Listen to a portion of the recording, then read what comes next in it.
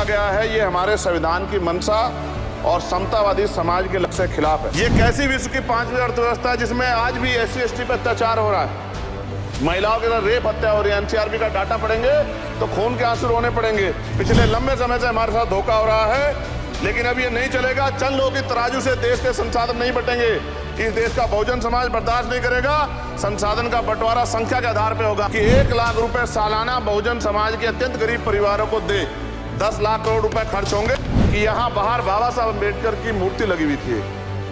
वो करोड़ों लोगों की आस्था से जुड़ा विषय है।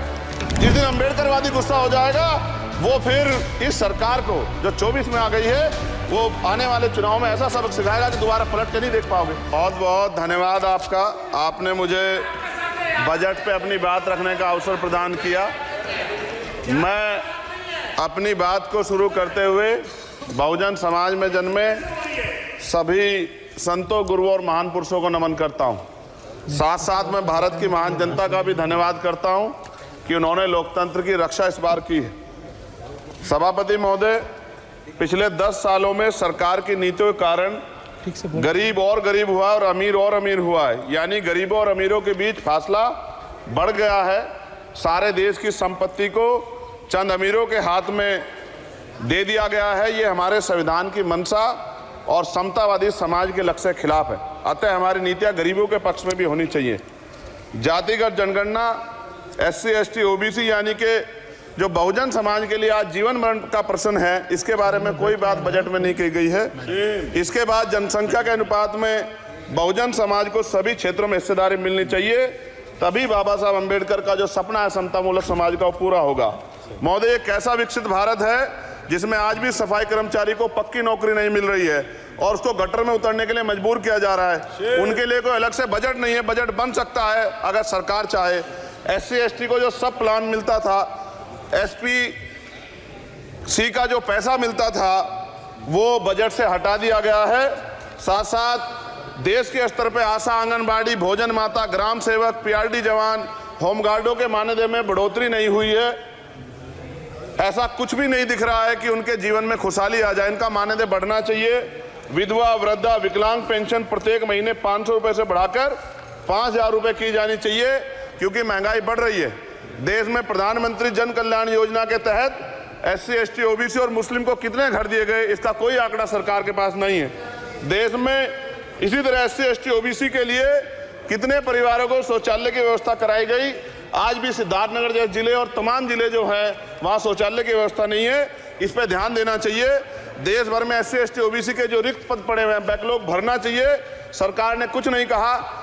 ये कैसी विश्व की 5वीं अर्थव्यवस्था है जिसमें आज भी SC/ST पे अत्याचार हो रहा है, महिलाओं के साथ रेप हत्या हो रही है। NCRB का डाटा पढ़ेंगे तो खून के आंसू रोने पड़ेंगे। युवा बेरोजगार है, सड़कों पे 80 करोड़ लोगों को 5 किलो राशन में जीवन यापन करना पड़ रहा है।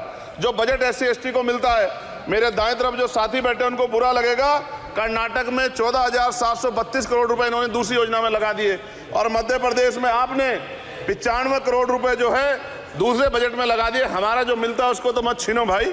MSP की लीगल गारंटी कोई बात नहीं हुई है। किसानों को जो 6000 रुपये मिलते हैं उसको बढ़ा के 12000 रुपये करना चाहिए और फसल बीमा जो है उसका सारा प्रीमियम सरकार भरे, किसानों पर बोझ ना लगे।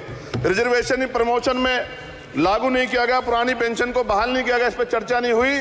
देश में मनरेगा समय न्यूनतम मजदूरी की दर 700 रुपये होनी चाहिए। समान काम समान वेतन पॉलिसी लागू होनी चाहिए। जो रसोई की चिंता करते हुए 500 रुपये प्रति सिलेंडर से ज़्यादा के दाम नहीं होने चाहिए, जो महिलाओं को राहत मिल सके। बिजली के दामों में भी कमी होनी चाहिए।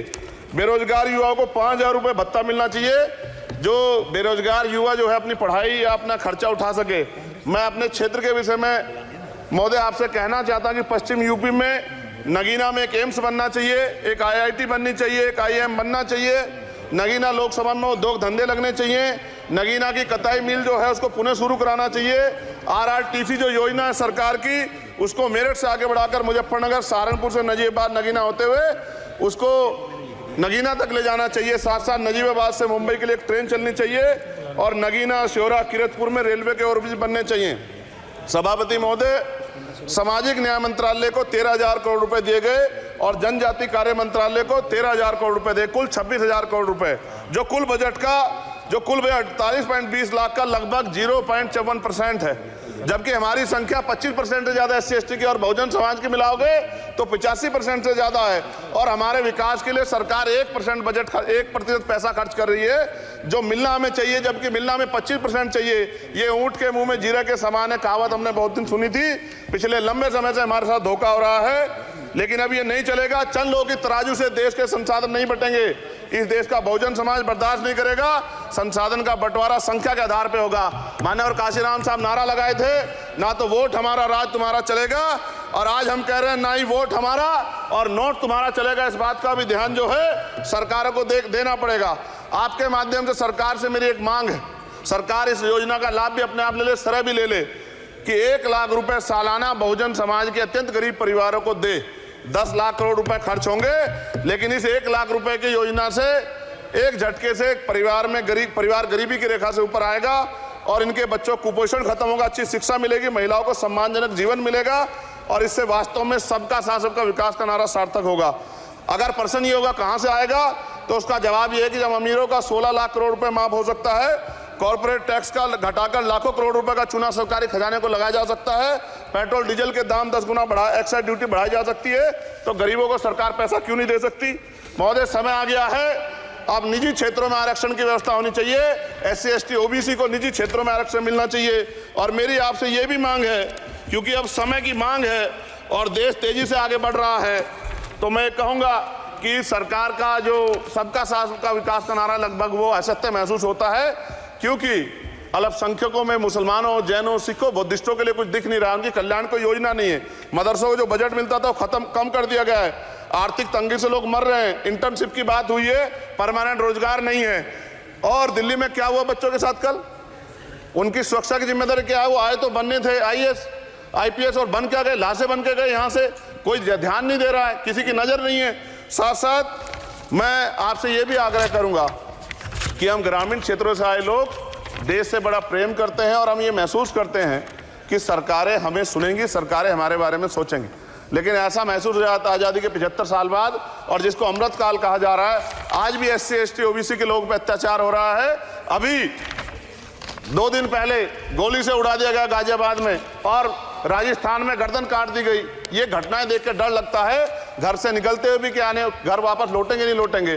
तो मेरा सरकार से आग्रह है, अगर आज़ादी के 75 साल बाद भी हमारी हत्या हो रही है, तो हमारी मां को भी दर्द हुआ होगा जब उसने हमें पैदा किया हो, हमारी बहनों को भी हमारे खोने का दर्द होता होगा। कैसी कानून व्यवस्था है आपकी, सब कुछ है आपके पास, फिर भी जो है महिलाओं पर रेप नहीं रोक पा रहे हो, हत्याएं नहीं रोक पा रहे हो, गरीबों, दलितों, पिछड़ों, किसानों, मजदूरों की जान नहीं बचा पा रहे हो। किसान सुसाइड कर रहा है, नौजवान सुसाइड कर रहा है, और बड़ी बड़ी बातें होती हैं, इधर भी अच्छे लोग हैं, इधर भी अच्छे लोग हैं, लेकिन अच्छाई तब होगी जब जमीन पे भी कुछ काम दिखाई देगा। और जमीन पे महोदय कोई काम दिखाई नहीं दे रहा है।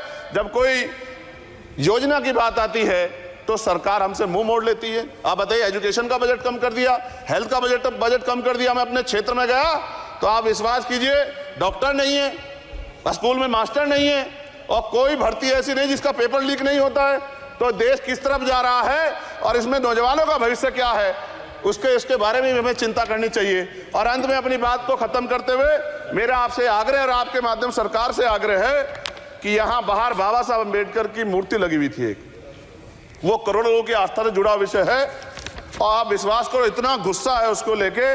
मेरी आपके माध्यम से मैं हाथ जोड़ता नहीं हूं, लेकिन मैं हाथ जोड़ के आपसे आग्रह कर रहा हूं कि प्रधानमंत्री जी, सरकार से हमारी आग्रह कि वो अम्बेडकर वादियों के सम्मान का ध्यान रखते हुए, उनके जो है दिल की पीड़ा को समझते हुए, दर्द का ध्यान रखते हुए उस मूर्ति को पुनः स्थापित करा दीजिए। अगर इसमें कोई राजनीतिक कारण अलग बात है, लेकिन मैं कंक्लूड कर रहा हूं। मगर मैं आपसे कहना चाहता हूं, इसमें बहुत गुस्सा है। जिस दिन अम्बेडकरवादी गुस्सा हो जाएगा, वो फिर इस सरकार को जो 24 में आ गई है, वो आने वाले चुनाव में ऐसा सबक सिखाएगा कि दोबारा पलट के नहीं देख पाओगे। तो मैं आपका धन्यवाद करता हूं, और मुझे विश्वास है कि सरकार मेरी बातों पे गौर करेगी और गरीबों के बारे में सरकार सोचेगी, गरीबों को आगे बढ़ने के अवसर प्रदान होंगे। धन्यवाद।